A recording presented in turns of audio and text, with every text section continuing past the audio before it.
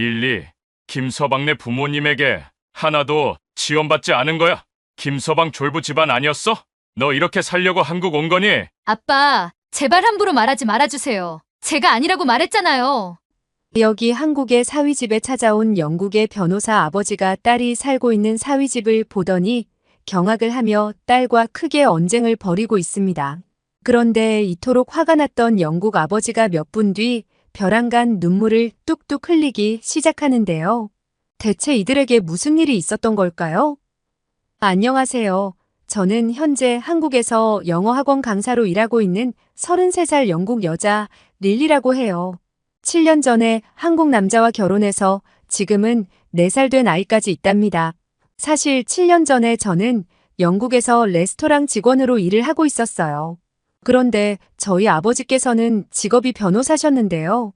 꽤 큰 법무법인에서 대표 변호사로 일하실 정도로 능력이 있는 분이셨고 굵직한 사건들도 많이 맡으셨죠. 그리고 이렇다 보니 아버지께서는 어려서부터 저와 제 오빠도 법조인이 되길 원하셨습니다. 그러나 어릴 때부터 성격이 활발했던 저는 방 안에서 하는 공부와는 잘 맞지가 않았던 것이 문제였어요. 책 앞에만 앉으면 집중도 안 되고 바로 졸음이 쏟아져서 도저히 공부를 할 수가 없었죠. 아빠의 압박에도 불구하고 공부는 내 길이 아니라는 생각이 가면 갈수록 확고해졌습니다. 심지어 변호사가 되려면 다른 직업보다도 훨씬 더 많은 양의 공부를 해야 하는데 저는 도저히 그렇게 할 자신이 없었거든요. 반면 저희 오빠는 저와 달리 착실히 공부를 해서 좋은 대학에도 들어가고 얼마 전에는 정식으로 변호사가 되었죠. 아빠는 제가 결국 대학도 가지 않고 레스토랑에서 일한다는 걸 늘 탐탁지 않아 하셨고 한심하게 보는 것 같았어요. 그걸 저도 잘 알았지만 저는 제 일을 너무 사랑했죠. 항상 웃음 가득한 미소로 손님들을 맞이하고 손님들의 식사를 더 편안하게 만들어주기 위해 항상 노력했어요. 그러던 어느 날 제 인생이 바뀌게 된 일이 있었어요.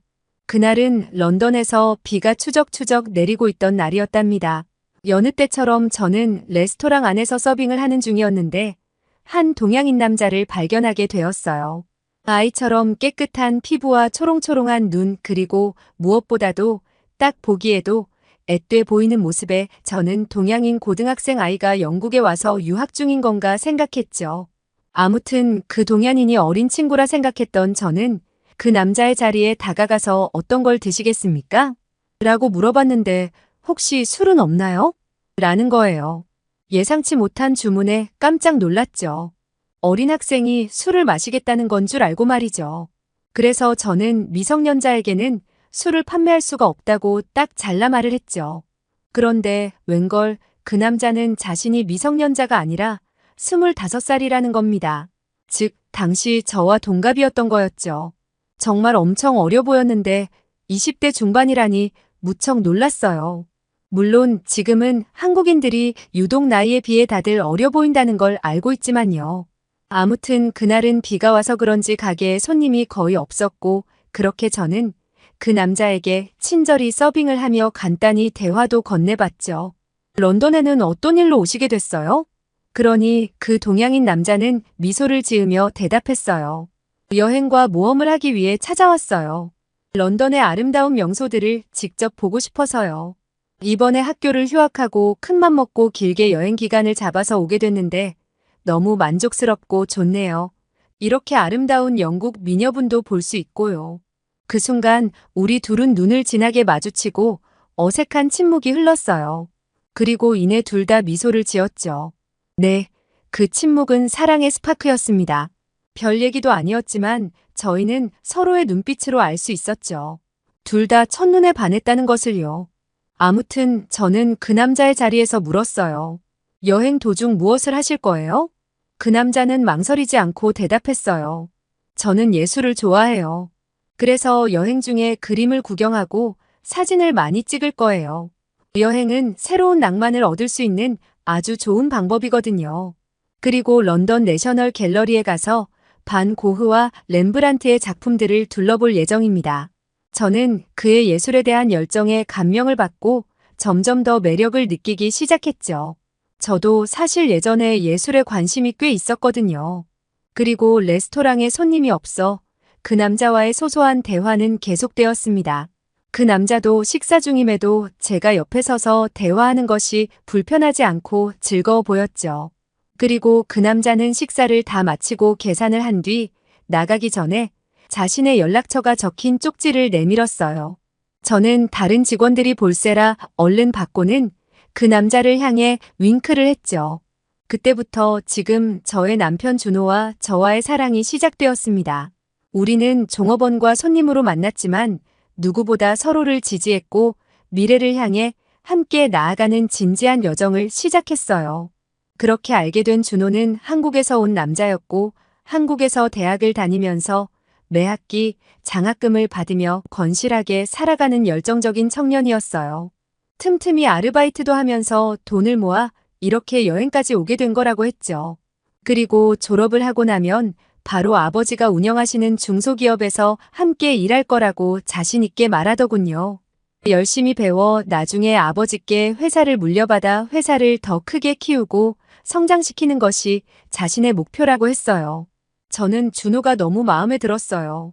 사실 여태 제가 만나봤던 영국 남자들은 준호처럼 열심히 살아가는 그런 성실한 남자들이 잘 없었답니다. 덩치만 컸지 속은 아직 아이에 머무는 껄렁껄렁한 영국 남자들보다 외적인 건 어려 보이지만 성실하고 속은 진국인 한국 남자 준호가 저는 너무 사랑스러웠어요. 또 서로 나이도 같으니까 뭔가 더 잘 맞는 것 같은 느낌도 들었죠. 그런데 저는 사실 준호를 만나며 한 가지 우울한 점이 있긴 했어요. 저와 준호는 동갑인데 말했다시피 준호가 엄청 동안이다 보니 동갑인데도 제가 훨씬 누나처럼 보이는 거예요. 근데 준호 말고도 한국 남자들은 다 동안으로 보여서 이건 그냥 타고남의 차이 같아요. 처음에는 좀 우울하기도 했지만 내 남자가 젊어 보이는 건 좋은 거니 그냥 좋게 생각하기로 했답니다. 준호와 시간을 보낼수록 저는 점점 이 남자에 대한 확신이 들었어요. 결혼해야겠다고요.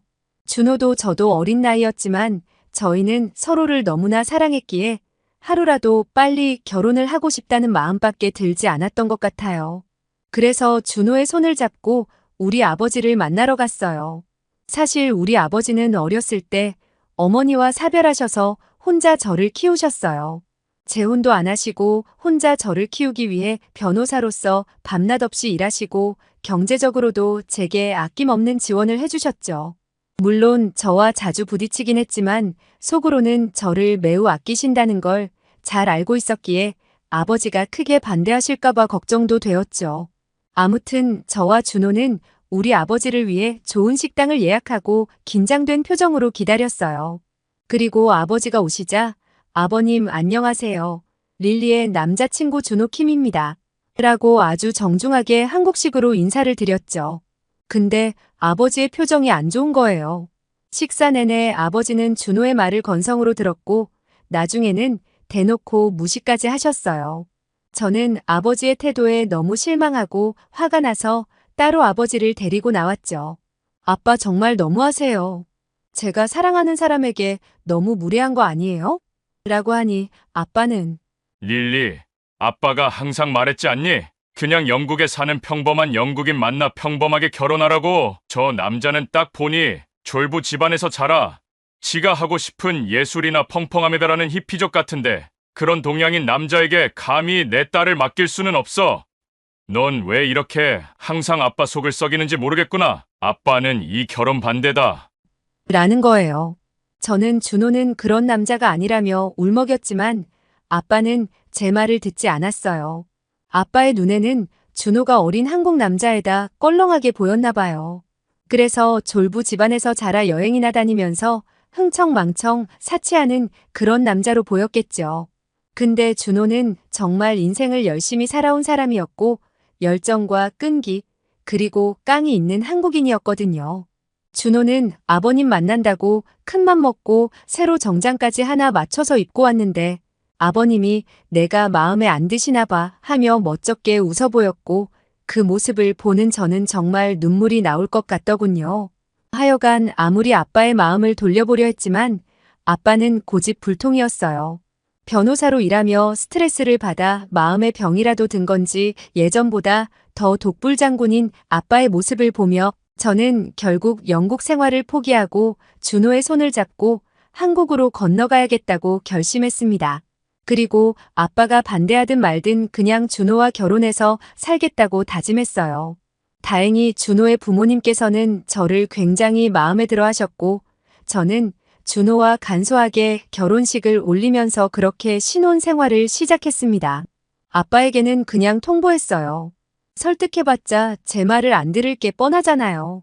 그러니 아빠는 내 멋대로 해라. 그 대신 너의 결혼에 경제적 지원은 하나도 없다라고 하셨죠. 상관없었어요. 아빠가 해준 넓고 좋은 맨션에서 눈치 보면서 살 바에는 심지어 단칸방이라도 준호와 둘이 눈치 안 보고 사는 게 더 행복할 것 같았거든요. 그렇게 저는 준호와 서울에 있는 작은 집을 얻었어요. 사실 준호가 모아놓은 돈이 꽤나 있었고 준호의 부모님께서 지원도 해주시겠다고 했지만 나중에 한 번에 더 좋은 집으로 가기 위해 미리 비축해두고 처음에는 조금 작은 집에서 시작해 나갈 계획이었어요. 영국에 살 때보다 훨씬 작은 집이었지만 그런 건 아무런 상관이 없었어요. 준호와 함께 사는 것은 매일매일이 행복했습니다. 준호는 아버지의 회사 일을 도우면서 열심히 일했고 저는 영어학원 강사 자리를 구해서 그렇게 저희들은 차곡차곡 저축도 하면서 행복하게 살아갔죠. 그런데 아버지가 1년쯤 뒤에 갑자기 전화가 오신 거예요. 릴리 아빠다. 지금 한국이야. 넌 어떻게 된 애가 전화 한 통이 없니 그래. 누구 닮아서 고집이 그렇게 센 거야? 난 도저히 내가 보고 싶어서 견딜 수가 없었단다. 자식 이기는 부모 없다고 하잖니. 당장 이 아비를 보러 오렴. 저는 깜짝 놀랐어요. 솔직히 아버지가 미웠던 건 사실이지만 피는 못 속이는지 정작 아버지께서 제가 보고 싶어 저를 보러 한국까지 왔다고 하니 미웠던 마음이 눈 녹듯이 사라지고 얼른 아버지를 보러 가야겠다는 생각이 들었습니다. 그래서 아버지가 머물고 계시다는 호텔로 아버지를 모시러 갔죠. 그렇게 만난 아버지는 역시 유능한 변호사라 그런지 서울에서도 꽤나 좋은 호텔에 며칠 동안 머문다고 했어요. 그리고 그간 시간이 지나면서 준호에 대한 미움이 꺾인 건지 저희에게 맛있는 밥도 사주셨죠. 그렇게 식사를 마치고는 이제 릴리, 너네 신혼집으로 가자. 어떻게 사는지 좀 봐야겠다 라고 했어요. 저는 거리낄 게 없어서 아버지를 데려갔죠. 근데 골목길 깊숙이 들어가며 오르막길을 오르니 아버지 표정이 점점 안 좋아졌어요. 그리고 저희 신혼집 앞에 들어서자마자 아버지는 오마이 갓이라 소리를 질렀죠. 그렇게 집 안으로 들어와서 좁은 집을 보자 더더욱 놀라며 갑자기 제게 버럭 화를 내셨어요. 일리, 준호의 부모님에게 하나도 지원받지 않은 거야? 준호 졸부 집안 아니었어? 이렇게 살려고 한국 온 거니? 그놈의 졸부 소리를 또 듣자 저도 화가 잔뜩 나서 아버지에게 대들었어요. 아빠, 제발 함부로 말하지 말아주세요. 준호 씨는 그간 정말 성실하게 살아왔고 지금도 저와 함께 알뜰하게 살면서 차근차근 돈을 모아 나가고 있다고요. 준호 씨 아버님도 가난한 집안에서 태어나 홀로 자수성가로 기업체까지 키워서 운영하고 계신 분이에요. 졸부가 아니라고요. 제가 그렇게 말씀드렸는데 왜 안 믿으세요? 준호는 지금도 저를 위해 아버지와 시간을 보낸 뒤에 쉬지도 않고 바로 회사에 가서 일을 해야 한다고 하잖아요. 그만큼 생활력과 책임감이 강한 남자예요. 그러고서 저는 아버지에게 저희들이 알뜰하게 저축해 나가고 있는 통장을 보여드렸죠. 아버지는 제 말과 통장을 보자 말문이 막히셨는지 한동안 말이 없으셨어요. 그저 한숨만 쉬면서 한동안 멍하게 계셨죠. 그리고 몇 분이 지났을까요? 갑자기 아버지께서는 지금까지 준호를 오해해서 미안하다고 눈물을 글썽였어요. 사실 아버지도 영국의 가난한 집안에서 자라 자수성가하신 분이거든요. 그래서 자격지심 때문인지 평소에 부잣집에서 편하게 자란 남자들을 별로 안 좋아하셨어요.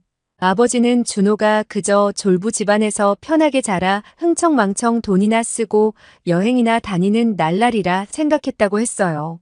준호의 외모가 피부도 곱고 고생이라고는 하나도 하지 않은 것처럼 앳돼 보이고 곱상한 모습이라 더더욱 그렇게 보였다고 하셨죠. 하긴 누가 봐도 오해할 수 있을 것 같긴 해요. 준호가 정말 곱상하게 생기긴 했거든요. 하여간 준호에 대한 오해가 풀리자마자 아버지는 미안하다면서 그동안 자기의 잘못을 갚겠다며 저희가 원하는 아파트에 들어갈 자금을 많이 보태주겠다고 하셨어요. 아버지는 갚지 않아도 된다고 했는데 준호는 매달 우리 아버지에게 돈을 붙이며 무조건 돈을 갚겠다는 의지를 표현하고 있어요. 아버지는 그런 준호의 태도에 또 감동받고 말았습니다. 장인 어른의 경제력에 의지하지 않고 스스로의 힘으로 처자식을 책임지겠다는 그 태도의 말이죠. 그런데 우리 아버지는 그 마음 충분히 알겠으니 돈은 갚지 않아도 된다고 말하셨어요. 우리 아버지도 한 고집 하시는데 서로 갚겠니 괜찮니 하다가 결국엔 준호가 지고 말았죠. 아무튼 그 이후 우리 아버지와 준호는 사이가 너무 좋아졌고 지금은 준호를 아들처럼 여겨요. 준호는 요즘도 여전히 저희 가족을 위해 성실히 일하면서 지내고 있고요. 저도 아이가 좀 크고 나서는 쉬었던 학원 강사도 파트타임으로 일하며 준호를 돕고 있답니다. 아직은 경제적으로 여유롭지는 않고 부족한 부분도 많지만 마음만은 너무나도 행복해요. 사실 영국에서 생활할 때는 가족이 있고 친구가 있었어도 뭔가 정말 외로웠거든요. 지금은 멋있는 남편과 사랑스러운 아기가 있으니 하나도 그렇지 않아요. 정말 하루하루가 행복하답니다.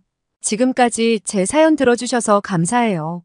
여러분들 모두 건강하세요. 한국의 건실한 청년과 만나 결국 아버지의 마음까지 돌리고 행복하게 살아가고 있는 릴리 씨 사연 어떻게 들으셨나요?